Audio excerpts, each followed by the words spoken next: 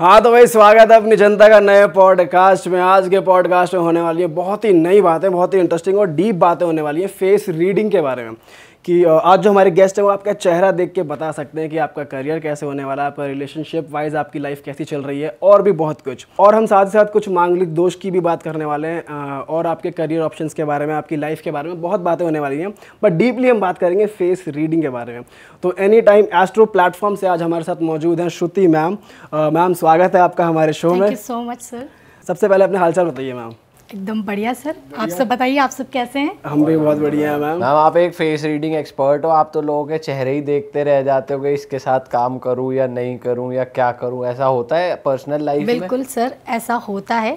हम किसी का चेहरा देखकर भी पता लगा सकते हैं कि इसके साथ अगर मैं बिजनेस की पार्टनरशिप कर रहा हूँ तो ये पार्टनरशिप मेरे लिए फ्रूटफुल रहेगी या नहीं, या ये मुझे पार्टनरशिप में धोखा देगा।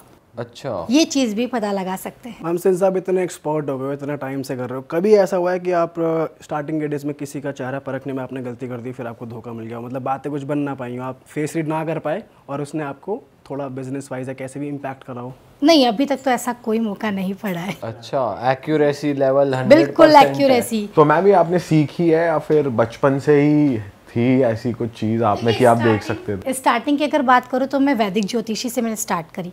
अगर मैं अपने फैमिली बैकग्राउंड की बात करूँ तो मेरा जो जन्म है वो ब्राह्मण फैमिली से हुआ, ठीक है। और मेरे फैमिली में चौथी पीढ़ी से एस्ट्रोलॉजी चलती आ रही है, मेरे दादा के फादर की तरफ से, और मैं चौथी पीढ़ी की पहली महिला एस्ट्रोलॉजर हूँ। और उसके बाद जब मैंने इसमें इंटरेस्ट मुझे काफ़ी बढ़ने लगा मेरा एस्ट्रोलॉजी में, मैंने कुंडली बनाना सीखा, कुंडली को एनालिसिस करना सीखा, फिर मैंने पाम रीडिंग सीखी, मैंने टैरो रीडिंग भी सीखी। इसके साथ साथ कहते हैं कि इसको जैसे ही मैंने प्रोफेशन बनाया इस फील्ड को अपना, तो मेरे पास कुछ ऐसे क्लाइंट्स आते थे जिनको न तो अपना डेट ऑफ बर्थ पता होता था, न अपना टाइम पता होता था। तो ऐसे में मैं प्रश्न कुंडली बनाकर एक प्रेडिक्शन दे सकती थी, बट पता नहीं मैं उसमें सेटिस्फाई नहीं थी, क्योंकि जो एक्यूरेसी आनी चाहिए वो एक्यूरेसी आती नहीं थी, ठीक है। 60-40 का रेशो रहता है, 60% आपकी सही प्रेडिक्शन आती है, 40% कुछ चीज़ें हो जाती है। तो फिर मैंने सोचा कि क्यों ना फेस रीड किया जाए, तो मैंने फेस रीडिंग सीखी। सिर्फ फेस रीडिंग को अगर मैं कहूँ कि मैंने इसका कोर्स करा, मैंने वर्कशॉप अटेंड करी और ये सब पढ़ाई करी, तो ये भी मेरे लिए काफ़ी ऐसा था कि चलो किताबी ज्ञान है, लेकिन मैं चाहती थी कि इसे मैं खुद एक्सपीरियंस करूं। तो मैंने अपने आसपास के बहुत सारे लोगों के जो फेस के जो फोटोग्राफ्स है वो कलेक्ट करना स्टार्ट किया, और उन्हीं की जो कुंडली है वो भी मैंने एनालिसिस करनी शुरू की। अब यकीन मानेंगे कि जो फेस जो मैंने कलेक्ट किए उनमें जो सिमिलरिटी आई, जो समानता मुझे देखने को मिली, कुंडली में भी बिल्कुल वही समानता देखने को मिली। यानी कि अगर किसी को अपना टाइम नहीं पता है, डेट ऑफ बर्थ नहीं पता है, तो भी फेस रीडिंग करके हम कुंडली में ग्रहों की स्थिति को पहचान सकते हैं। तो मैम वो पता चल जाता है कि जब इंसान बॉर्न हुआ है उस टाइम क्या नक्षत्र थे, क्या पोजीशन थी प्लैनेट की, वो हाँ, सब पता चलता है उस टाइम का? मोटा आप पता लगा सकते हो। जैसे कि आप एक एग्जांपल देती हूँ आपको, जैसे कि किसी का राउंड फेस है तो आप देखेंगे कि उसकी कुंडली के अंदर चंद्रमा 6, 8, 12 भाव में आपको मिलेगा, ठीक है। या फिर किसी की चिन पर डिम्पल है, बहुत लोग होंगे ना जिनकी चिन पर डिम्पल देखने को मिलता है, तो ऐसे में उसकी वीनस का जो पावर होता है ना वो एक्टिव हो जाता है, वीनस काफ़ी पावरफुल हो जाता है। तो आप ये देखेंगे कि उनकी कुंडली के अंदर शुक्र मालव्य नाम का राजयोग बना रहा होता है, यानी कि या तो उसमें वीनस जो होगा वो स्वग्रही होगा, केंद्र स्थानों में होगा, या फिर आप बोलिए कि वो अपनी ही उच्च की राशि में होगा, आप ये बोल सकते हैं। तो फेस रीडिंग से हम कुंडली के में जो ग्रह है उसको भी पहचान सकते हैं। अच्छा मैम, जैसे आपने कहा कि किसी का गोल फेस है, अब किसी का गोल फेस है, आपने उसका एनालिसिस करा, 6 महीने बाद वो जिम विम जाके मुंह पतला करके जॉ लाइन निकाल के आ गया, अब गोल फेस तो रहा नहीं, तो प्लैनेट चेंज हो जाते हैं या उस एनालिसिस में? या सपोज किसी का आपने बहुत हेल्दी फेस देखा, वो बीमार हो गया, आंखों के नीचे काले घेरे आ गए, 3 महीने बाद फेस बदल गया, पहचान में नहीं आ रही शक्ल जी, उस केस में क्या होता है? सर कुछ टाइम बाद फेस उसी शेप में ले लेगा जो उसकी कुंडली में ग्रहों की स्थिति है। फेस का ये जो शेप है ये कभी आप थोड़े टाइम के लिए चेंज कर सकते हो, लेकिन जो ग्रहों के हिसाब से जो चेंज नहीं होगा फेस आपका वही रहेगा। आप जॉ लाइन निकाल लोगे लेकिन दूर से देखोगे ना तो उसका राउंड फेस ही नजर आएगा। बट मैम जैसे हम देखते हैं कि बहुत से एक्टर्स हैं पहले बहुत हेल्दी थे, बहुत सी फेमस पर्सनालिटीज हैं, अब वो स्लिम और ट्रिम है, अब वो उतना हेल्दी नहीं हो रही हैं, तो फेस तो उनका ट्रिम ही मतलब वैसा ही हो गया, पतला ही हो गया, तो वो तो राउंड फिगर रहा नहीं। सर ये तो आप ये देख लीजिए कि मून को देख लीजिए, मून हर 15 दिन में अपनी कला बदलता है ना, वो अमावस तक आता है और वापस से वो चेंज करता है। वैसे ही कुंडली में आपकी दशाएं भी तो चेंज होती है, उसके अकॉर्डिंग भी तो काम होते हैं, गोचर में प्लैनेट्स बदलते हैं, तो ये थोड़ी बहुत चीज़ें तो चेंज होती है। लेकिन जो मोटा मोटा मैं बता रही हूँ ना, जिससे हम पता लगा सकते हैं, वो हम लोग कुंडली में ग्रहों की स्थिति फेस रीडिंग से पता लगा सकते हैं। और पर्सनैलिटी के बारे में क्या क्या पता लगा सकते हैं एक फेस देख के? आप क्या क्या कितना फ्यूचर, कितना पास्ट, कितना प्रेजेंट बता सकते हो? देखिए, एक इंसान की पर्सनैलिटी का हर एक हिस्सा उसके फेस पर रिफ्लेक्ट होता है। कभी सोचा है आपने कि आपके ईयर्स जो है वो किडनी से सिमिलर क्यों होते हैं? यानी कि आपके जो फेस है वो आपका पूरी आपकी जो बॉडी के ऑर्गन्स है, जो भी आपका बॉडी का जो मैप कहलाता है वो आपका फेस है। सारे बॉडी के ऑर्गन आपके फेस पर रिफ्लेक्ट होते हैं, ये चीज़ आप पता लगा सकते हो। इनफैक्ट आप ये भी बता सकते हो कि आपको, अच्छा चलिए एक चीज़ बता देती हूँ, किसी की नोज़ पर ब्लैक हेड्स है, वाइट हेड्स है, ठीक है, ऑयल बहुत जमा होता है और आप एक्ने बहुत बन जाते हैं, तो आप देखिए कि उसे फ्यूचर में हार्ट रिलेटेड प्रॉब्लम आएगी। अच्छा, हाँ, तो वो पहले से अवेयर हो सकते हैं, ठीक है। आप ये देखेंगे कि उसको या तो हाई बीपी का प्रॉब्लम होगा या फिर उसको लो बीपी का प्रॉब्लम होगा, कोलेस्ट्रॉल आप निकलवाइएगा, बिल्कुल होगा ही होगा, उसे ये प्रॉब्लम होगा ही होगा। तो टाइम रहते ही इस चीज़ को वो अपनी इस चीज़ को कंट्रोल कर सकते हैं। मैम चलो जैसे ये तो एक्सटर्नल फैक्टर हो गए, ये तो वो हम कह सकते हैं कि बॉडी आपको सिग्नल्स देती है, जैसे बॉडी में हीट बहुत है तो फेस पे एक्ने होना, वो सब एक सिम्टम आ जाता है कि आपको ये मेडिकली ये मेजर्स लेने की ज़रूरत है। बट शेप और साइज और वैसे कैसे बता सकते हैं? देखो शेप, देखो डिफरेंट शेप होते हैं फेस के, वो डिफरेंट इंसान की जो है पर्सनैलिटी को शो करते हैं। आप ले लीजिए स्क्वायर फेस, ऐसे लोग बड़े डिटरमाइन होंगे, ठीक है, बड़े ज़िद्दी टाइप के लोग होंगे, बस जो सोच लिया कि ये करना है तो मतलब करना ही है। ओवल फेस ले लीजिए, ठीक है, सब जानते हैं ओवल फेस, ऐसे लोग आर्टिस्ट होते हैं, है ना। बहुत सारे एक्ट्रेस देखिए ओवल फेस वाले होते हैं, अक्सर एक्ट्रेस होती है, ठीक है ना, ये ओवल फेस की होती है। बट ऐसे लोगों में आप ये देखिएगा कि ऐसे लोग अपना कोई भी काम शुरू तो बड़े जोश शोश के साथ करते हैं कि चलो करा हमने शुरू, ऐलान करके करते, लेकिन इनकी जब वो काम एंड होने लगता है तब आप देखिए कि वो बिल्कुल न्यूट्रल होता है कि नहीं करना, ख़त्म ही नहीं कर पाते वो अपना काम। स्टार्टिंग तो बहुत जोश के साथ करेंगे लेकिन वो काम को एंड नहीं कर पाएंगे। तो 95% प्रॉब्लम उनकी लाइफ में इसी वजह से होती है कि वो अपना काम एंड नहीं कर पाए। तो मैं फेस देख के वैसे आप जो हाउस होता है बेसिकली, तो आप बता सकते हो कि कौन से हाउस में कौन सा प्लैनेट बैठा हुआ है? हाँ बिल्कुल, मैं फेस देखकर बता सकती हूँ कि आपके लगन में कौन सा ग्रह होगा और आपका जो लगन का स्वामी कौन हो सकता है। जैसे आप किसी का फोरहेड देख लीजिए, फोरहेड पे देखा होगा आपने इंजरी का निशान होता है ना, फोरहेड पे किसी के जलने का निशान होता है, चोट लगने का निशान होता है, लगन में पापी ग्रह होता है तो ये निशान वो देकर ही जाता है। फोरहेड पर अगर इंजरी है तो आप देखिए मंगल उनके कुंडली के लगन में पाया जाएगा। धनु लगन की कुंडली है तो फोरहेड बड़ा लंबा होगा, ठीक है। और इसके साथ ही कोई इंसान कहता है ना कि बहुत पैसा होने के बाद भी बहुत अच्छे कपड़े पहना दो, उसे ब्रांड के कपड़े पहना, फिर वो दरिद्र सा दिखता है ना, ऐसा दिखता है कि बहुत गरीबी सा दिखता है फेस से, सूट नहीं कर रहे कपड़े, हाँ सूट नहीं कर रहे उसको कपड़े, आप ये समझ सकते हो। तो आप देखिए कि उसकी जो कुंडली होगी ना वो या तो मकर लग्न की होगी या कुंभ लगन की होगी और शनि उसके लगन में बैठा होगा, ये चीज़ आप उसमें पता लगा सकते हो। और मैम फेस रीडिंग में आंखें क्या बताती हैं? आंखें बहुत कुछ बताती है, आँखों की तो क्या बात करूँ, आंखें सब कुछ बता सकती है। आपकी आइज़ के कलर्स भी डिपेंड करते हैं कि आपकी आंखें क्या बताती है। तो आप बेसिकली मूवमेंट देखते हो या अगर किसी ने बस स्ट्रेट फेस स्ट्रेट आई से वो देख रहा है? हाँ, मुझे एक फ़ोटो मिल जाए किसी का, और कभी कभी मैं video call any time astro पर मैं अपने क्लाइंट्स को कहती हूँ कि मुझे एक बार वीडियो कॉल पर भी कनेक्ट करो ताकि मैं उनके तीत का स्ट्रक्चर देखकर बता लूँ, ठीक है, उसके गम्स को देखकर बता लो। क्या क्या पता चलता है मैम, जरा थोड़ा डिटेल में बात करते हैं जी। जैसे आप आईज की बात कर रहे हैं हम पहले, तो आईज में आप क्या देखते हो और क्या पता लगता है? देखिए आईज में अगर आप आंखों की बात करें तो सबसे पहले हम लेते हैं कि आईज के कलर्स ले लेते हैं हम लोग, ठीक है। आईज के कलर लेंगे तो हम लोग सबसे पहले ब्लैक आईज ले लेते हैं। तो ब्लैक आईज के जो लोग होते हैं ना काफ़ी आप ये देख लो कि वो लोग जिंदा दिल होते हैं, लेकिन वो अपने जो करीबी लोग होते हैं उन पर भी इतना जल्दी ट्रस्ट नहीं कर पाते हैं। उनकी मैरिड लाइफ काफ़ी अच्छी चलती है। अच्छा, ऐसा कहते हैं। ब्राउन आइज़ वालों को थोड़ी दिक्कतें आती है मैरिड लाइफ में, और हेज़ल आइज़ वाले बड़े मनमौजी होते हैं, और बहुत सारे आइज़ से बहुत कुछ चीज़ें बता पड़ती है। ग्रीन ब्राउन वालों को इतनी दिक्कत क्यों आती है? और ब्राउन और ग्रीन वाले स्पेशली उनको इसलिए दिक्कत आती है क्योंकि इनके लिए कहा जाता है कि इनकी जो आइज़ होती है वो इनकी पूरी लाइफ के ऊपर डिपेंड करती है। एक्चुअली ये मैं पूरा डिटेल में जाऊंगी तो ये हमारा पॉडकास्ट ही ख़त्म हो जाएगा। तो ये मैं स्पेशली मोटा मोटा बता देती हूँ कि आइज़ में ब्लैक आइज़ वाले की लाइफ अच्छी चलती है, ब्राउन आइज़ वाले को थोड़ी दिक्कतें आती है, बट ये एक बार किसी से कमिट हो जाते हैं तो वो अपना 100% देते हैं।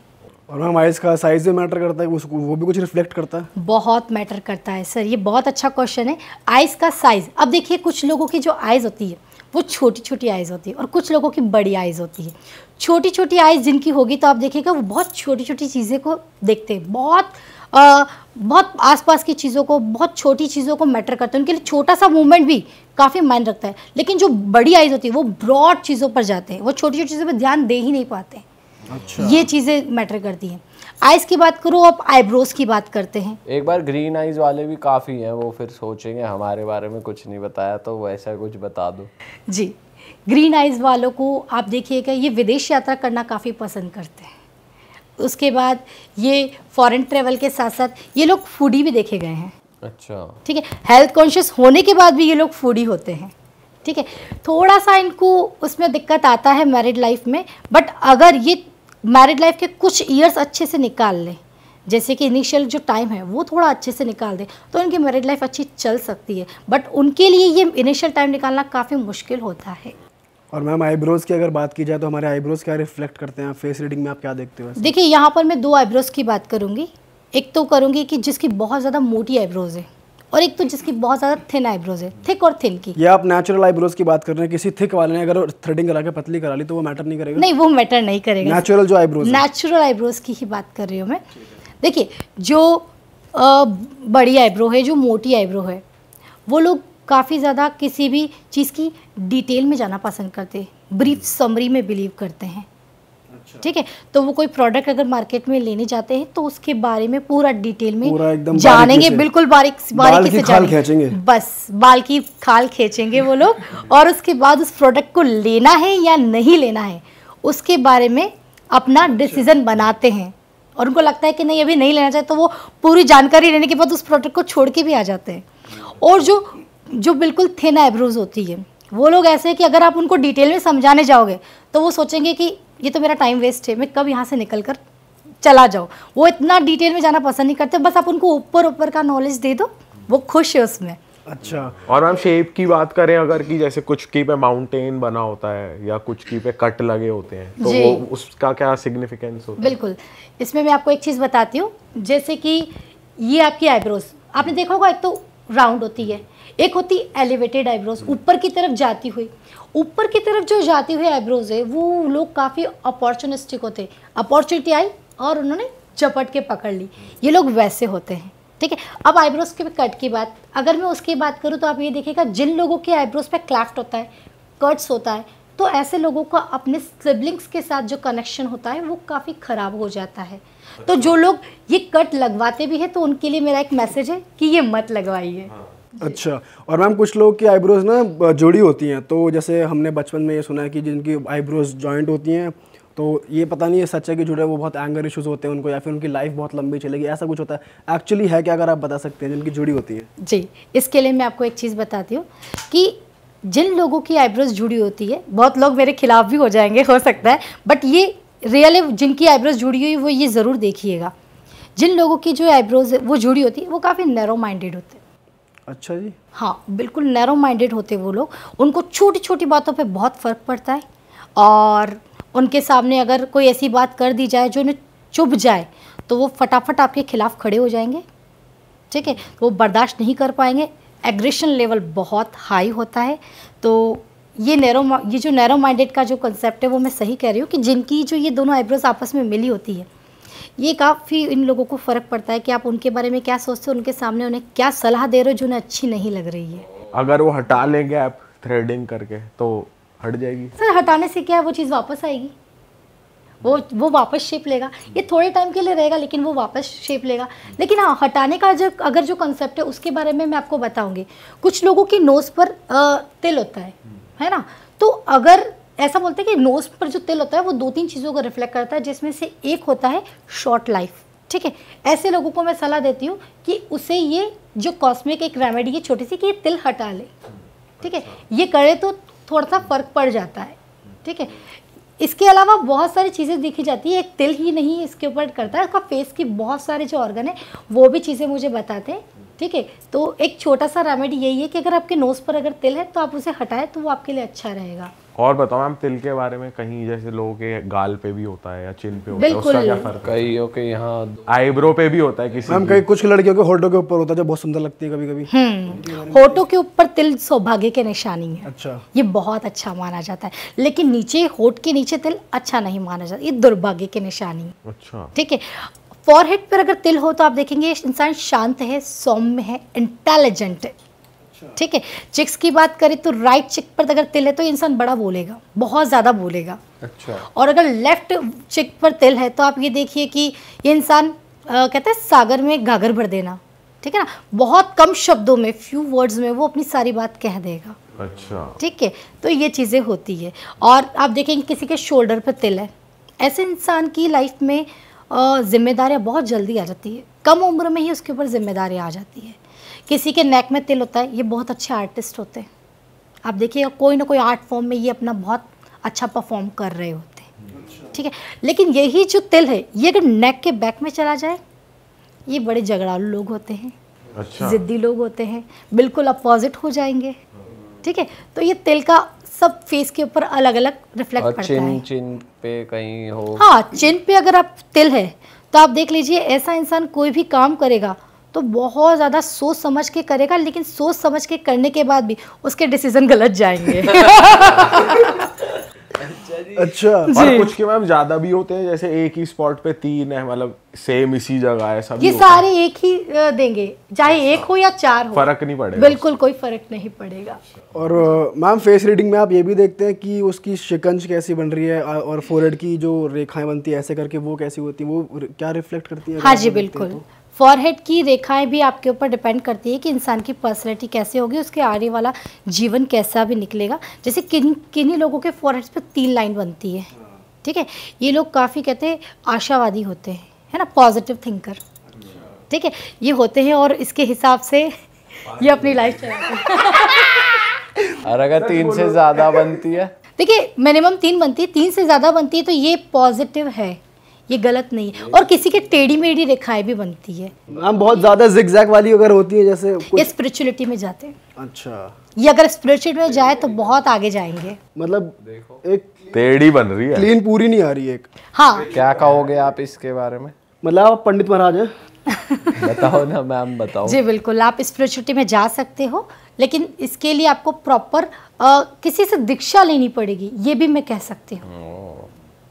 आपके गुरु होना बहुत ज़्यादा ज़रूरी है। ये तो चलो सर हो गई हमारे फेस की बात, लेकिन क्या हमारे ईयर्स भी बोलते हैं? अब वो तो आप बताओगे, है ना। तो हम ईयर्स की अगर बात करें तो आपने देखा होगा बहुत लोगों के जो ईयर्स होते हैं ना वो सामने की तरफ देखे हुए होते हैं, फॉरवर्ड फेसिंग ईयर। अच्छा, ऐसे जैसे पीके के थे, पीके के, आमिर खान के, बिल्कुल। ठीक है, तो आप देखेंगे कि अगर ऐसे ईयर्स है तो ये लोग जो बोर्न लीडर होते हैं, ठीक लीडर, है, बिल्कुल लीडरशिप की क्वालिटी लेकर पैदा होते हैं और ये लोग लीडिंग करना पसंद करते हैं। इनको अगर आप ये बताओ कि इन्हें क्या करना है तो ये वो काम कभी भी नहीं करेंगे। अच्छा, ये बताएंगे कि क्या करना है। बिल्कुल। और वो जो बताएंगे वो सच बताएंगे, बढ़िया बताएंगे या फिर? बिल्कुल, आप देखिए ना आमिर खान साल में एक मूवी लेकर आते हैं लेकिन धूम मचा लेते हैं। कभी कभी, मतलब अभी रिसेंटली तो अच्छे नहीं चल रहे हो।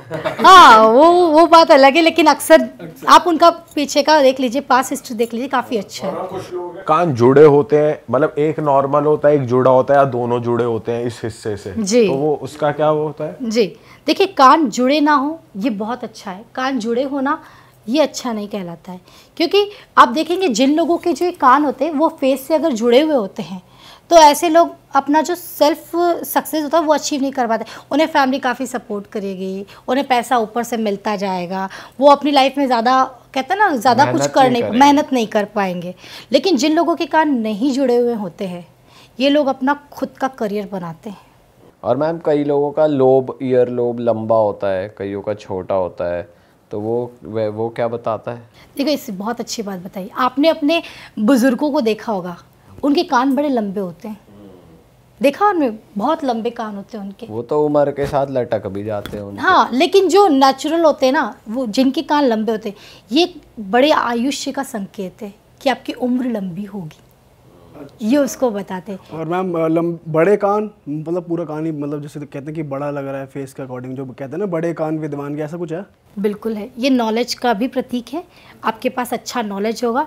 इवन अगर आपके कान के ऊपर मॉल भी है तो वो भी बताएगा कि आपकी लाइफ कैसे क्या होगी। आप लग्जरी में जीना पसंद करते हैं अगर आपके कान के ऊपर एक मॉल है।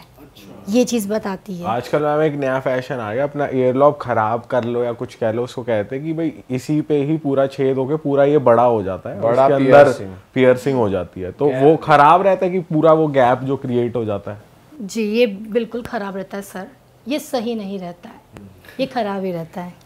ये हमने देखा भी तो उन्हीं के जो स्मैकी है पार्टी हाँ, कर नहीं आजकल तो ट्रेंड हो गया ना बड़े बड़े वो पहनना, एकदम ये नहीं पहनना चाहिए वैसे। मैं वैसे अक्सर ये भी ट्रेंड में आ गया कि मल्टीपल पियर्सिंग कराते हैं कानों में, यहाँ पर भी है यहाँ पर भी है, गर्ल्स अक्सर, कुछ बॉयज़ भी करा रहे हैं आजकल, तो ये इफेक्ट करता है? ये ऐसा कोई इफेक्ट नहीं करता, बट ये तो कान के होल है। देखिए एक चीज़ बताऊंगी, ये जो कान है इसका जो ये होल है ये राहु है, ठीक है। अब आप जहाँ होल करवाएंगे वहाँ पर आपकी लाइफ इफेक्ट तो करेगी, है ना। लेकिन ये जो आप करवाते हैं ये तो एक कॉस्मेटिक चीज़ है, अगर आप इसे निकाल देंगे तो अपने आप बंद भी हो जाएंगे, तो ये इतना इफेक्ट नहीं करता है। मल्टीपल पियर्सिंग नहीं, कोई आईब्रो पियर्सिंग, यहाँ पे कई लोग पियर्सिंग, यहाँ पे पियर्सिंग, वो सब नहीं इफेक्ट नहीं, कोई इफेक्ट नहीं करता है। ओके जी। और मैम नोज के बारे में बताओ, नोज से क्या पता चलता है शेप से? जी, नोज से इसके ऊपर मैं आपको एक यूज़र स्टोरी बताऊंगी जो एनी टाइम एस्ट्रो पर मेरी क्लाइंट कनेक्ट हुई थी। वो अपने बेटे के लिए एक सही लाइफ पार्टनर चूज़ कर रही थी।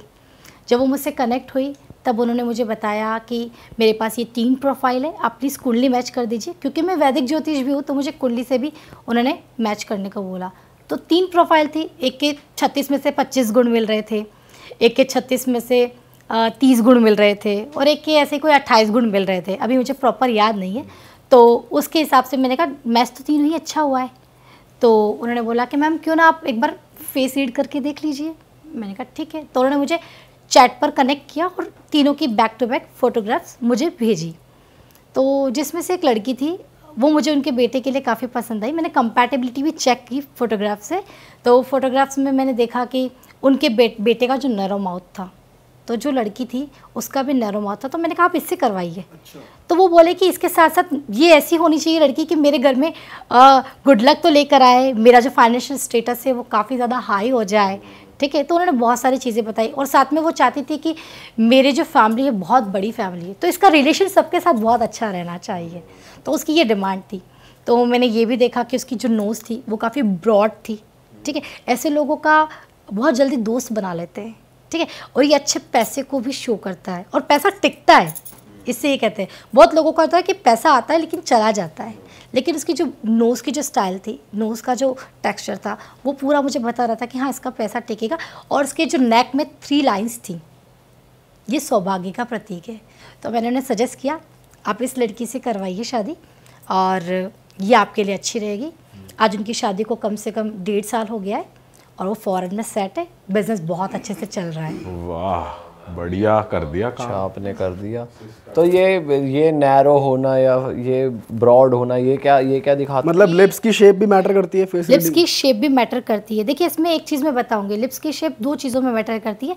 पहले तो कंपैटिबिलिटी अगर आपको देखनी है, यानी कि अगर वाइड लिप्स है, चौड़े लिप्स है, तो उसकी शादी किसी ऐसे पर्सन से ही करवाए जिनके चौड़े लिप्स। अच्छा जी। अच्छी चलेगी मैरिज लाइफ। नैरो माउथ, आप नैरो माउथ से ही शादी करवाएं। अच्छा जी, बिल्कुल, ये कंपैटिबिलिटी अच्छा, कई लोगों का ऐसा है कि ऊपर का होठ पतला, नीचे का बड़ा, और कईयों का दोनों इवन, कईयों का क्या क्या देखता है तू? ऐसा होता है ना। जैसे आपका ऊपर का पतला है तो अब आपका तो फेस जैसे आपका जो होठ है, आपका होठ नहीं ऊपर का, ठीक है। पता नहीं आपके क्वेश्चन से ना मुझे बार बार मेरी यूजर स्टोरीज याद आ रही है। हाँ बताओ ना मैम, ये आम जनता के ही तो सवाल है। जी जी जी।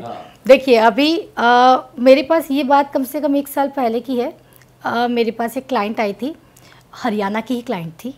तो वहाँ पर उसने बताया कि बहुत रिच फैमिली में उसकी शादी फिक्स हुई है और बताती है कि मैम 6 मंथ बाद मेरी शादी है, दिसंबर के आसपास की शादी होने वाली थी। उसने मुझे बताया कि ये मेरी हस्बैंड की कुंडली है, ये मेरे होने वाले पार्टनर की कुंडली है और ये मेरी कुंडली है।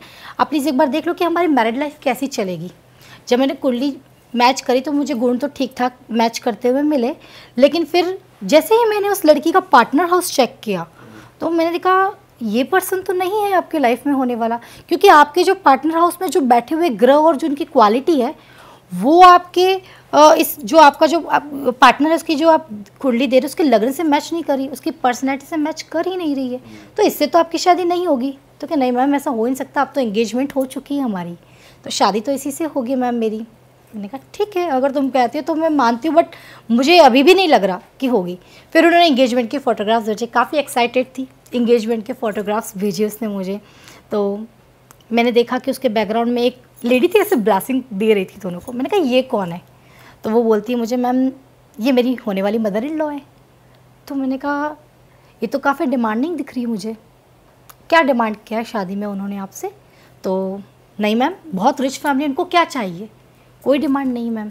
मैंने कहा ऐसा हो ही नहीं सकता, ये आपको डिमांड करेगी ही करेगी। तो मैम आप ऐसा कैसे बोल सकते हो? तो मैंने बोला इसका जो अपर लिप है वो लोअर लिप से काफ़ी ज़्यादा बड़ा है, वो फूला हुआ सा है। ऐसे लोग काफ़ी डिमांडिंग होते हैं, और ये डिमांडिंग ही नहीं होंगे, ये ऐसे भी होंगे कि इनका कम्युनिकेशन स्किल ऐसा होगा कि आपको चुप करा देंगे, आपको कंट्रोल कर लेंगे, ये ऐसे होंगे जिनका ऊपर वाला बड़ा हाँ बिल्कुल अपर लिप होठ मोटा होता है। हाँ जिनका ऊपर का होठ मोटा होता है। तो उन्होंने बोला नहीं मैम हमारा तो अभी एंगेजमेंट होकर 2 महीना हो गया, अभी तक तो उन्होंने मुझसे कुछ भी डिमांड नहीं की है।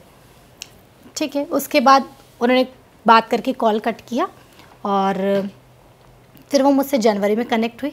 बोला मैम आपने बिल्कुल सही बोला था, मेरी शादी टूट चुकी है और शादी के महीने भर पहले से ही उनकी अलग अलग तरीके से डिमांड स्टार्ट हो गई थी। उन्होंने मुझे ऐसा बोला कि तुम्हारी फैमिली इतनी वेल टू डेट नहीं है, इतनी अच्छी नहीं है, लेकिन फिर भी मुझे डायमंड का सेट नहीं दिला सकेंगे तो क्या मुझे 2-3 गोल्ड के सेट दिला देंगे? फिर उसके बाद उन्होंने इस चीज़ पर इतना अच्छा रिस्पॉन्स नहीं किया, तो उन्होंने उसको ये बोला कि एक काम करो कि हमारे मेहमान आना चाहते हैं तो तुम्हारे फैमिली वाले जो गिफ्ट में कार भेजेंगे वो 15 दिन पहले भेज सकते हैं ताकि हमारे मेहमान आ जाए।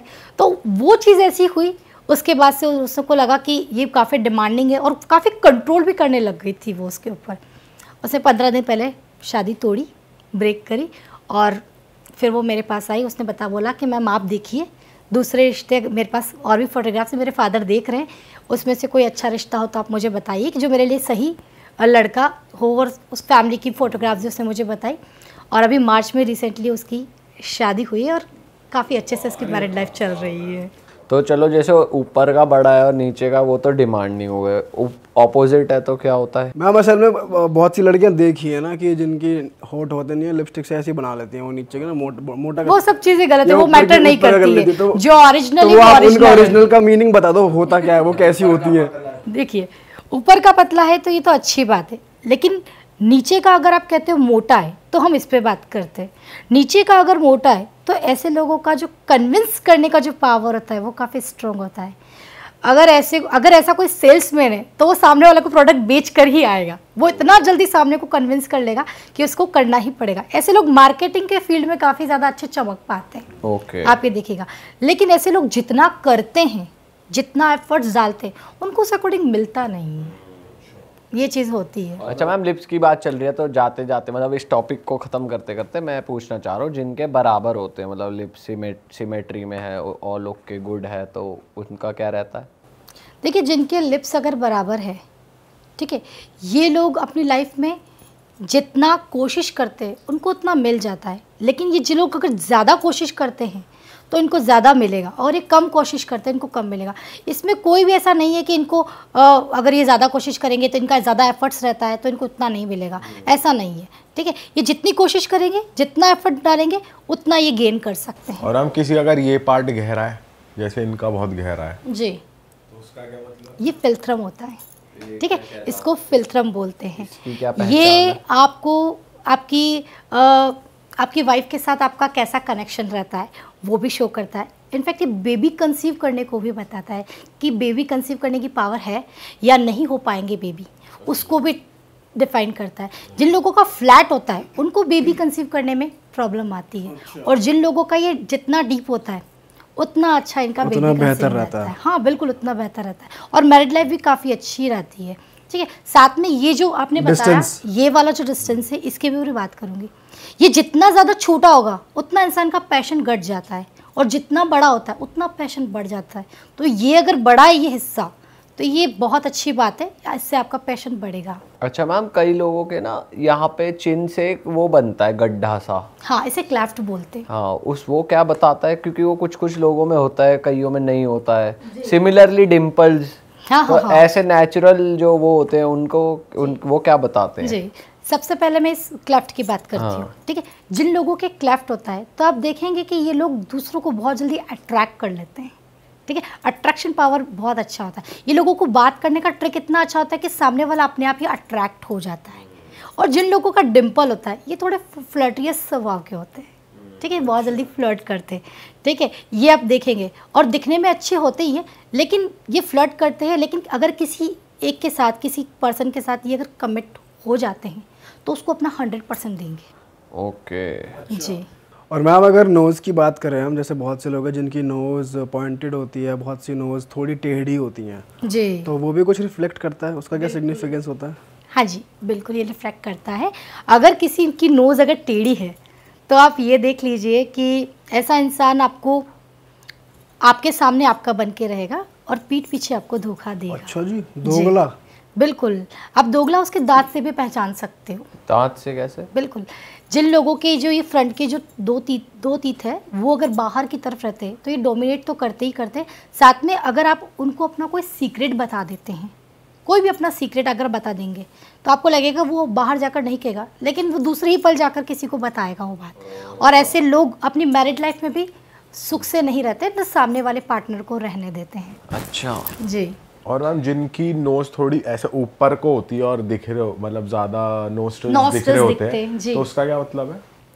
देखिए, जिनके नोस्ट्रल्स दिखते हैं ना, तो उसके लिए ये बोला जाता है कि ऐसे लोग फाइनेंशियल प्रॉब्लम बहुत ज़्यादा उनको देखने को मिलती है। इनके पास पैसा आता है बट ये पैसे को रोक नहीं पाते। ये पैसा इनका ऐसे ये लोग एक्सपेंस कर देते हैं कि इनको पता ही नहीं चलता है। ठीक है, साथ में ये लोग काफ़ी झगड़ालू प्रवृत्ति के भी होते हैं। अच्छा। हाँ, जैसे नाक पर बात आ जाना इन लोगों के बहुत आती है। जी।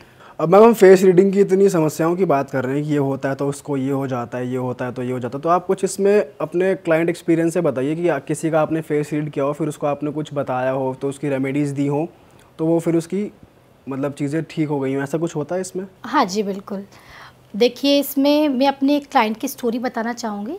करीबन 8 महीने पहले की बात है। मेरे पास में एक बिजनेसमैन आए थे जिनका करोड़ों का टर्नओवर था।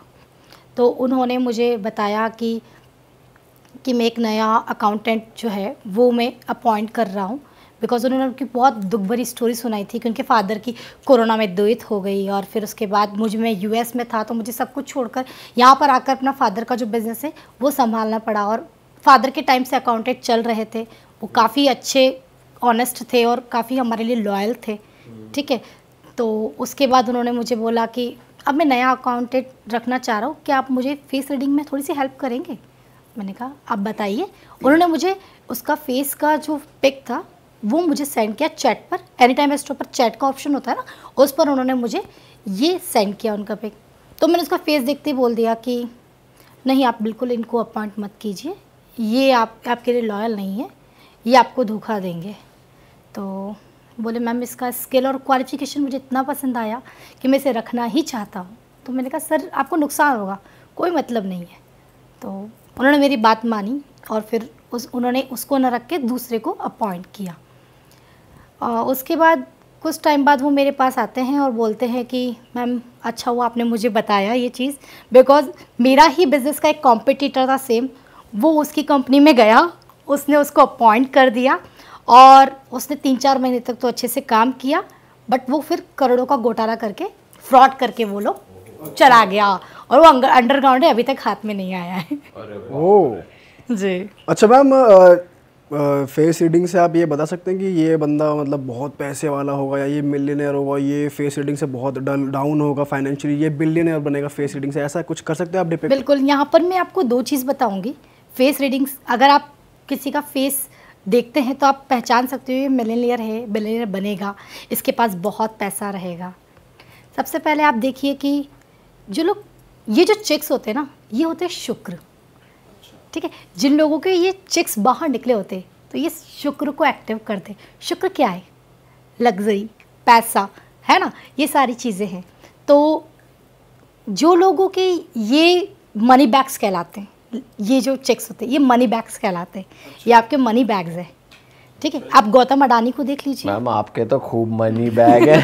बिल्कुल है सर। आपके पास तो बोरी भर भर के पैसा होगा, है या आने वाला है? बिल्कुल है भी और आने भी वाला है। चलो जी, ऐसे ही बना रहे जी। जी हाँ, तो आप इसमें एग्जाम्पल के तौर पे देख लीजिए कि एलन मस्क को देख लीजिए, गौतम अडानी को देख लीजिए, इन लोगों के मनी बैग्स हैं। पर आप ये बोलेंगे कि क्या जिनके मनी बैग्स नहीं है क्या वो मिलियनियर बिलियनियर नहीं है? है। आप देखेंगे कि उनके वाइट और थिन लिप्स होंगे, है ना। बिल गेट्स को देख लीजिए। अच्छा, ये 2 ऐसे पर्सन होते हैं जो चेहरे से पहचान सकते हैं कि ये मिलियनियर बिलियनियर बनेंगे। हम में से कोई लग रहा है आपको मिलियनेयर या बिलियनेयर बनेगा?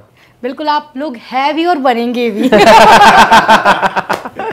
ये आपने बात खोल दी मैम, हमारी खोल लेनी चाहिए। ये तो आप अच्छे बनने के लिए कह रहे हो, सच सच बताओ। नहीं बिल्कुल सर, आप बनेंगे मिलियनियर बिलियनियर। और किसी का फोरहेड बोल रहा है, किसी का आइज का शेप बोल रहा है, और ये तो है मैम ऑलरेडी। जी बिल्कुल। सबसे ज्यादा तो आप हो सर, आपका मुआवजा इतना आ रहा है कि कोई। सर जितने आप हो ना, अरे इनका तो रेंट आ रहा भैया। एलोन मस्क पीछे कर रखा है इन्होंने। वो तो ये बताते नहीं है। अच्छा मैम, तो फेस रीडिंग के हिसाब से जैसे आपको किसी का फेस देख के लग रहा है या कुछ भी प्रॉब्लम लगती है, तो रेमेडीज भी कुछ आप ऐसी अलग देते हो फेस पे अप्लाई करने वाली, या रेमेडीज अलग ही होती है, मतलब वो एस्ट्रोलॉजिकल होती हैं वो कुछ जी अलग? देखिए, कुछ मैं एस्ट्रोलॉजिकल देती हूँ, कुछ जो फेस रीडिंग के थ्रू लगता है कि हाँ इसको फेस रीडिंग से रिलेटेड देनी चाहिए, वो मैं इसको उस हिसाब से देती हूँ। और कुछ मैं जो है वो सबको देती हूँ। आज मैं आपको यहाँ पर कुछ ऐसी रेमेडी बताने वाली हूँ जो सब ट्राई कर सकते हैं, और ये अच्छे अच्छे स्विच वर्ड को पीछे छोड़ देने वाली रेमेडी है, बहुत पावरफुल। ये कोई भी कर सकता है? ये कोई भी कर सकता है। और बट ऐसा कहते हैं ना कि रेमेडीज अपनी कुंडली के हिसाब से ही करनी चाहिए। कभी आप कोई प्लेनेट अच्छा करो तो कोई खराब कर लो, या कोई आपके में खराब है वो और पावर आप उसे दे दो तो वो और खराब कर दे, ऐसा नहीं है? नहीं, ये ऐसा बिल्कुल नहीं है, और ये सभी कर सकते हैं। ठीक मैं एक नंबर बताती हूँ आपको, वो नंबर है 369, ठीक है। ये एक बहुत पावरफुल नंबर है, ठीक है। आप चाहे तो 369 को अपनी लाइफ में इम्प्लीमेंट करके आप जो चाहे वो अचीव कर सकते हैं। 3, 6 और 9? जी 369। एलन मस्क का नाम आपने सुना है, दुनिया के सबसे अमीर आदमी, है ना। इन्होंने अपनी जो कंपनी है उसका नाम जो है वो टेस्ला रखा है। टेस्ला क्यों रखा? साइंटिस्ट निकोलस टेस्ला के नाम पर उन्होंने अपनी कंपनी का नाम टेस्ला रखा। अब साइंटिस्ट निकोला टेस्ला, उन्होंने बहुत आविष्कार किए हैं, ठीक है। इंडक्शन मोटर बोल दो, एसी मोटर्स बोल दो, ये बहुत सारे उन्होंने आविष्कार किए। कहते हैं कि उनके नाम पर 300 से भी ज़्यादा पेटेंट थे, है ना। तो उन्होंने ये आविष्कार किए, और वो जो निकोलस टेस्ला थे वो 369 मॉडल को बहुत मानते थे। अब क्या है 369, इसका मैं आपको राज बताती हूँ, क्योंकि ये ब्रह्मांड की चाबी है। अरे बाप रे। ठीक है। तो 3 मतलब जुपिटर जिसको गुरु बोलते हैं, 6 वीनस शुक्र, 9 मार्स यानी कि मंगल। अगर ये तीनों मिल जाए तो आपके पास कितनी पावर हो सकती है? इन तीनों को अगर आप शामिल कर ले, क्योंकि घूम फिर कर जो चीज़ें हैं वो या तो 3 पर आएगी, या 6 पर आएगी, या फिर 9 पर आएगी। आप सारे एंजल नंबर्स ले लीजिए, 111, 222, 333, यहाँ से लेकर 999 तक ले लीजिए। इन सबको कैलकुलेट करके देखिए। 111 को कैलकुलेट करेंगे, 1 + 1 + 1 = 3, 2 + 2 + 2 = 6, 3 + 3 + 3 = 9। ऐसे आप सबको कैलकुलेट कीजिए, या तो 3 आएगा या 6 आएगा या 9 आएगा। और अगर हम 3, 6, 9 इनको अगर हम अपनी लाइफ में ले आए तो आप जो चाहे वो अचीव कर सकते हो। चाहे आपका ड्रीम लाइफ पार्टनर हो, अच्छा पैसा हो, अच्छी हेल्थ हो, वो सब आप अपनी लाइफ में ला सकते हो। तो जो आप कह रहे हैं कि इन नंबर्स को अपनी लाइफ में लाए, मतलब इन नंबर्स को अपने फ़ोन नंबर्स और ये ऐसे एसोसिएट करना है, फिर ये नंबर्स कहीं लिखने हैं, या फिर कैसे आप कह रहे हैं? देखिए, सबके लिए पॉसिबल नहीं होता कि वो अपने फ़ोन नंबर्स में ले आए, ठीक है। तो आप ऐसा कर सकते हो कि 369 जिनकी डेट ऑफ बर्थ में आता है, जैसे मेरी डेट ऑफ बर्थ में आता है 30 जून 1993, 3 भी आ रहा है, 6 भी आ रहा है और 9 भी आ रहा आपकी है। तो बल्ले बल्ले हो गई।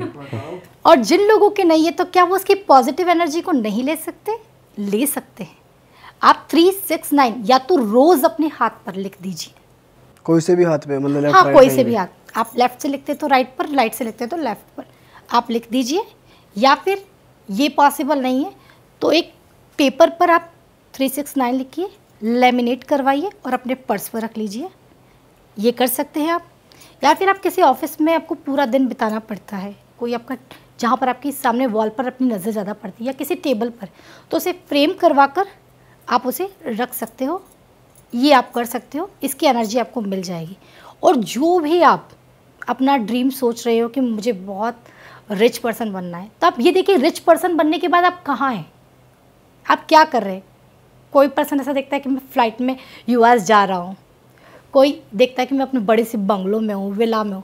तो आप उसे मैनिफेस्ट कर सकते हो, उसे देख सकते हो। खुली आंखों से उसे देखना स्टार्ट कीजिए। ये आप कर सकते हो। ओके, और भी कोई रेमेडीज है मैम?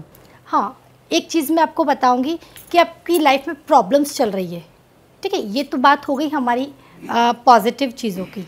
अगर किसी की लाइफ में कोई फाइनेंशियल प्रॉब्लम से सफ़र कर रहा है, कोई ऐसा है जिसको हेल्थ इशू चल रहे हैं, वो बंद ही नहीं हो रहे हैं, और किसी की कोई भी प्रॉब्लम है, तो वो अपनी प्रॉब्लम जो है वो एक पेपर पर लिख दीजिए। पॉज का साइन आता है, उस प्रॉब्लम के ऊपर पॉज का साइन बना दीजिए। अच्छा, ये कंटिन्यू करने से आपकी जो सिचुएशन है, ख़राब सिचुएशन है, उससे आप निकल जाएंगे।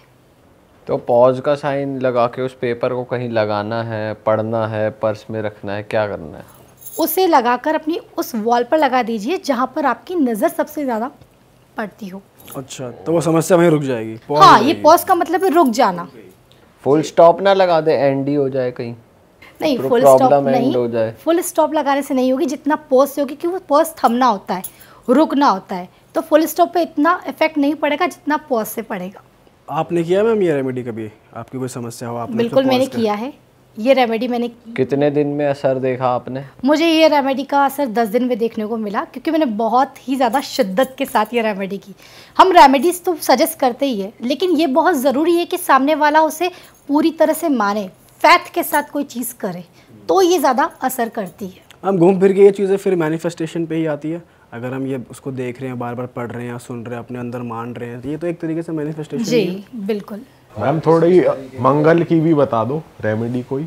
आप कह रहे थे कि मंगल से रिलेटेड भी लोगों को आजकल इशू है बहुत ज़्यादा। हाँ, आप ये समझ सकते हैं कि बहुत लोग ऐसे होते हैं। चलिए, इससे लेकर हम लव मैरिज की बात कर लेते हैं, ठीक है। 2 पर्सन साथ में एक रिलेशनशिप में आते हैं, कुंडली मैच करके तो नहीं आएंगे, ठीक है। तो अब वो रिलेशनशिप में आते हैं और रिलेशनशिप काफ़ी अच्छा चलता है। जब वो लोग शादी में कन्वर्ट करते रिलेशनशिप को, जब रिलेशनशिप पे होते हैं तब उनकी कुंडली का 5th हाउस वो एक्टिव होता है, वो काफ़ी अच्छा होता है। लेकिन जब वो शादी करते हैं तो हो सकता है शादी के बीच में मंगल दोष आ रहा हो, अष्टगुट मिलान में काफ़ी दिक्कतें आ रही हो। तो मंगल दोष आता है तो आप ये देख लीजिए कि शादी अच्छी नहीं चलती है। लेकिन बहुत सारे केसेस ऐसे होते हैं जिसमें शादी अच्छी चल जाती है। ऐसा क्यों? क्योंकि कुंडली के अंदर अगर कोई बॉय मंगलिक है, अगर उसके 7th हाउस में मंगल है, मंगल बैठा हुआ है 7 हाउस में, और वही गर्ल की कुंडली के 7 हाउस में शनि बैठ जाए, शुक्र बैठ जाए, सूर्य बैठ जाए, गुरु बैठ जाए, तो उसके मंगल दोष का परिहार हो जाता है। और 28 की एज के बाद अगर ये लोग शादी करें तो मंगल दोष का जो कम है हो जाता है। वो असर कम हो जाता है, ऐसा कहा जाता है। पर मेरे हिसाब से तो मंगलिक की शादी मंगलिक से हो तो बहुत अच्छा है, क्योंकि मंगल का जो वेग है वो मांगलिक ही संभाल सकता है, नॉन मांगलिक उसकी एनर्जी को ना संभाल नहीं पाता है। मांगलिक लोगों के फेस पे अलग कुछ दिखता है? ये आप समझ लीजिए कि ये भीड़ में सबसे अलग नज़र आने वाले लोग हैं, क्योंकि मांगलिक है क्या, मंगल एनर्जी है। ये लोग अलग ही दिखेंगे, एनर्जेटिक दिखेंगे बहुत ज़्यादा। मैम, हम फेस रीडिंग के हमने पूरे पॉडकास्ट में ही बात करी है, लेकिन हमने ये नहीं जाना कि फेस रीडिंग आई कहाँ से, किसने डिस्कवर करा कि भाई फेस भी आपका फ्यूचर या पास्ट या प्रेजेंट प्रिडिक्ट कर सकता है। तो ये आया कैसे, मतलब आपको पता है इसके बारे में? जी, बहुत लोग होते हैं जो ये बोलते हैं कि ये 2700 साल पुराना इतिहास है, और 2700। बहुत लोग ऐसे बोलते हैं जो 1720 ईस्वी पूर्व से ये फेस रीडिंग आया है। लेकिन इसकी असलियत ये है कि आप चले जाइए सतयुग से भी पहले, और जहाँ पर श्री हरि विष्णु नाग देवता के नीचे लेटकर विश्राम कर रहे हैं और समुद्र देवता देख रहे हैं उनकी सुंदरता को कि कितना तेज है इनके फेस पर, कितनी ब्यूटी है, कितना ताप है। उन्होंने उनके सर के बाल से लेकर पैरों के जो नाखून हैं वहाँ से उनको रीड करना स्टार्ट किया, बॉडी के हर पार्ट को ऑब्जर्व करा, और उनको ऑब्जर्व करके जो शास्त्र लिख डाला ना, वो सामुद्रिक शास्त्र कहलाता है। जो सामुद्रिक शास्त्र है वो पूरे बॉडी का एनालिसिस करने को बोलते हैं, और उसका एक छोटा सा पार्ट जो सर के बाल से लेकर गर्दन के इस हिस्से तक को रीड करना, यही फेस रीडिंग है। ये एक छोटा सा अंश उठाया गया है सामुद्रिक शास्त्र। ये एक चैप्टर कह सकते हैं? हाँ, एक छोटा चैप्टर कह सकते हैं। ओके, तो बहुत पुरानी। तो ये कैसे डिवाइड होता है फेस के, आप बता सकते हो कैसे, बेसिक्स क्या हैं इसके? आप देखेंगे फेस के दो साइड होते हैं, लेफ्ट और राइट। ये दोनों कभी सेम नहीं होते, सिमिलर होंगे। इवन ट्विंस जो लोग होते हैं उनके भी आप देखेंगे कि फेस सिमिलर दिखाई देंगे, लेकिन सेम नहीं होंगे। तो फेस का राइट साइड और लेफ्ट साइड दोनों अलग अलग चीज़ों को बताता है। फेस का जो राइट साइड है वो आपकी प्रोफेशनल लाइफ को बताएगा, आपकी मदर से आपको क्या विरासत में मिला है वो आपको आपका फेस का राइट साइड बताएगा। बिल्कुल। और इसके साथ आपको ये भी बताएगा कि आपकी मदर का आपकी लाइफ पर क्या इम्पैक्ट पड़ा है, ये भी बताएगा। आप अपनी स्कूल और कॉलेज की लाइफ में कैसे थे, ये बताएगा। इसके अपोजिट आपका जो लेफ़्ट साइड है फेस का, वो बताएगा कि आप अपनी पर्सनल लाइफ में कैसे हो, आपको आपके इन लॉज कैसे मिलेंगे, और इसके फादर का आपकी लाइफ पर क्या प्रभाव पड़ा है, ये भी आपको शो करेगा। आपको आपके फादर से विरासत में क्या मिलेगा और क्या मिल सकता है, वो भी आपका बताएगा। जी, ये तो हुई इन दो फेस की साइड। लेकिन हम जो फेस रीड करते हैं, इनको दो साइड के अलावा हम लोग ये 3 पार्ट में डिवाइड करते हैं। ये होता है फॉरहेड का हिस्सा, एनालिटिकल जोन, ये नोज़ तक का हिस्सा, इसे बोलते हैं एम्बिशन जोन, और जो ये नीचे वाला हिस्सा है जो चिन तक आता है, नोज़ से नीचे का हिस्सा, ये होता है अर्थ जोन, इसे प्रैक्टिकल जोन भी कहते हैं। जिनका जो हिस्सा बड़ा होता है उसकी लाइफ उसके अकॉर्डिंग चलती है। जिन किसी का फॉरहेड बहुत ज़्यादा बड़ा है तो आप देखेंगे कि ये लोग बड़े नॉलेजेबल होते हैं, बहुत नॉलेज होता है इनके अंदर। और जिनका काफ़ी छोटा होता है आप देखेंगे ये लोग काफ़ी कंजूस होते हैं, ये देखने को मिलेगा आपको। जिनका एम्बिशियस जोन, ये नोज़ का जो हिस्सा है, ये बड़ा होगा, तो आप ये देख लीजिए कि ये लोग अपनी जो सिचुएशन चलती है, जो ख़राब सिचुएशन है, उसको चेंज करने के लिए पूरा दम लगा देंगे और चेंज करके ही मानेंगे।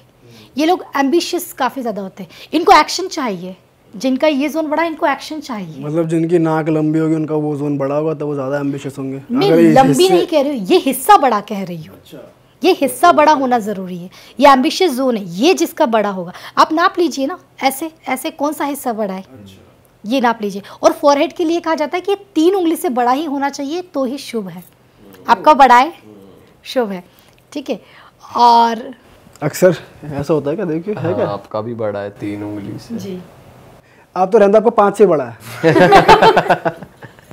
और जिनका जो अर्थ जोन है वो अगर बड़ा होता है, उनके लिए बोलते हैं ये लोग कोई भी डिसीजन लेंगे तो ये उसके लिए दूसरों से राय लेने से अच्छा खुद की गट फीलिंग पर बिलीव करेंगे कि नहीं, मेरी गट फीलिंग ये कहती तो यही करना चाहिए, और वो सही निकलेगा।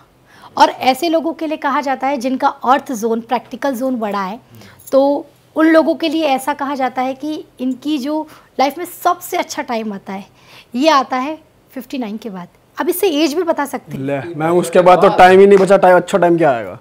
तो इसमें डिवाइड कर सकते हैं। देखिए ये वाला जो हिस्सा है ये आपको पता है कि जब से आप पैदा हुए तब से लेकर 28 की उम्र तक आपकी लाइफ का सबसे गोल्डन पीरियड रहेगा। इसमें गोल्डन पीरियड का मतलब ये नहीं कि आपके पास बहुत पैसा और बहुत लग्जरी, आप सबसे ज्यादा लाइफ का जो मजा है, सबसे ज्यादा एंजॉयमेंट है, सबसे मेंटली हैप्पीनेस जिसे कह सकते हैं, वो आपकी लाइफ रहेगी। ये वाला 29 से 58 तक का आप समझ लीजिए कि 58 तक ये बड़ा होना चाहिए या कैसा होना चाहिए? ये एक्शन है, ये आप काम ज्यादा करेंगे। ये अगर जिसका बड़ा होगा वो आराम ज्यादा करेगा। अच्छा। हाँ, उसको कम काम में ही आराम मिल जाएगा। किसी का मैम बराबर भी होता है?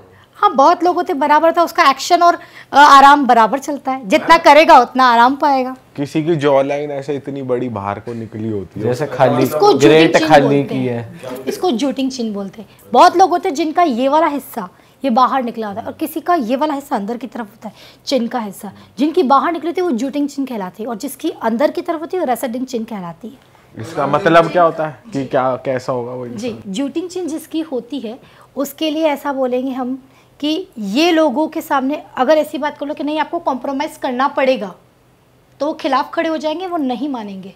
वो लोग बर्दाश्त ही नहीं कर पाएंगे कि उनके खिलाफ कोई काम हो रहा है, तो ये लोग एडजस्ट नहीं कर पाते। और जिनकी रेसिडिंग चिन्ह होती है ये लोग ऐसा है कि ठीक है जो हो रहा है होने दीजिए, चल रहा है चलने दो, कोई बात नहीं देखा जाएगा। ये लोग दब के काम कर दब बहुत जल्दी और जिनकी नॉर्मल मतलब नॉर्मल है ना, अंदर है ना ज्यादा बाहर। हाँ, ये लोग टाइम आने पर खुद के लिए एक्शन भी ले लेते और जहाँ एडजस्टमेंट करना होता है वहाँ एडजस्ट भी कर लेते। ओके, फ्लेक्सिबल होते हैं मतलब। जी, फ्लेक्सिबल आप कह सकते हैं। और मैम जिनकी डबल चिन होती है उनका भी कुछ होता है? उनको सर फैट कम करना चाहिए। उनको डाइट करनी उनको तो जिम जाना चाहिए। मैम फेस रीडिंग में जैसे फेस की हम बात करें, जो हमारी आई लैशेज हैं, तो इनसे भी कुछ डिपिक्ट कर सकते हैं? जी, देखिए 2 पार्टनर है, हस्बैंड वाइफ या गर्लफ्रेंड बॉयफ्रेंड, जिनकी आई लैशेज ज़्यादा बड़ी होगी वो ज़्यादा केयरिंग और ज़्यादा लविंग होगा। अच्छा जी, इसके अलावा आप ये भी जान सकते हो कि किसका कम्युनिकेशन स्किल ज़्यादा अच्छा रहेगा, कौन ज़्यादा इंट्रोवर्ट होगा, कौन ज़्यादा एक्सट्रोवर्ट होगा, ये भी आप पता लगा सकते हो। ये नोज़ ले लीजिए, इसको मेज़र कीजिए, कितने फिंगर्स आती है?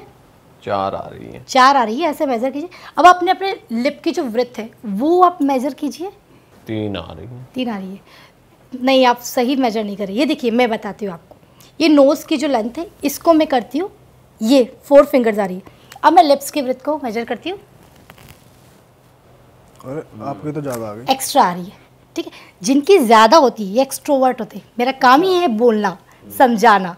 ठीक है, जिनका ज़्यादा आता है नोज़ की लेंथ से ये लिप्स की जो वृत्त है वो अगर ज़्यादा आती है तो ये एक्सट्रोवर्ट होती है, खुल के बात करेंगे आपसे, खुद को एक्सप्लेन करेंगे, आपको भी बहुत अच्छे से कुछ समझा पाएंगे। आपने बहुत अच्छे से समझाया है ये पूरे पॉडकास्ट में। हाँ, और जिनका ये कम आता है, ये कम हो जाता है फिंगर यहाँ पर अगर देखा जाए तो ये बड़े इंट्रोवर्ट होते हैं, ये कम बोलते हैं। और जिनका बराबर ये न्यूट्रल है। तो जिनके चौड़े मुंह है मैम उनकी तो अक्सर नोज से ज़्यादा ही फिंगर आएंगे, तो वो ज़्यादा एक्सट्रोवर्ट है। जिनके मुंह चौड़े होते हैं अक्सर बिल्कुल एक्सट्रोवर्ट होते हैं ये आप देखिएगा, उनका काम होगा ये बोलना समझाना, बचर बचर करना। मैम का ज़्यादा है। नहीं, बहुत से लोग हैं जिनको होता करते हैं, आपने तो मुझे ही टारगेट कर दिया। तो चलो गाइज, हंसी मजाक तो होता रहेगा, लेकिन हम पॉडकास्ट को यहीं पे ख़त्म करते हैं। और मैम ने बहुत ही अच्छे से और बहुत ही स्वीट तरीके से हमको बहुत चीज़ें डीपली समझा दी, मज़ा आ गया। और अगर आप लोग को भी मज़ा आया और आपको लगता है कि मैम भी आपकी हेल्प कर सकती हैं, तो प्लीज़ मैम को आप अगर कांटेक्ट करना चाहते हैं तो डिस्क्रिप्शन में जो डिटेल्स हैं वहाँ पर जाके मैम को आप कांटेक्ट कर लें। मैम के कांटेक्ट नंबर, इंस्टाग्राम लिंक सब कुछ मौजूद है। एनी टाइम एस्ट्रो प्लेटफॉर्म पे मैम अवेलेबल होती हैं चैट करने के लिए, जैसा मैम ने बताया। चैट पर भी कनेक्ट कर सकते हैं आप मुझसे, कॉल पर भी कर सकते हैं और वीडियो कॉल पर भी कर सकते हैं। मैं एनी टाइम एस्ट्रो में टॉप एस्ट्रोलॉजर में लिस्टेड हूँ। वाह जी वाह। तो भाई एनी टाइम एस्ट्रो आप डाउनलोड भी कर सकते हैं, नीचे आपको लिंक मिल जाएगा। और इस पॉडकास्ट को भाई अपने तक ना रखें, इस पॉडकास्ट को फैलाएं, अपने दोस्तों तक पहुंचा दें, किसका चेहरा कैसा है उसको दिखा दें एक बार। और हम आपसे मिलेंगे नए पॉडकास्ट में, इसको लाइक भी कर देना और हमारे इस चैनल को प्लीज़ सब्सक्राइब जरूर कर दें। दैट इज़ इट, हम मिलेंगे नए पॉडकास्ट में। Bye bye, see you, bye bye.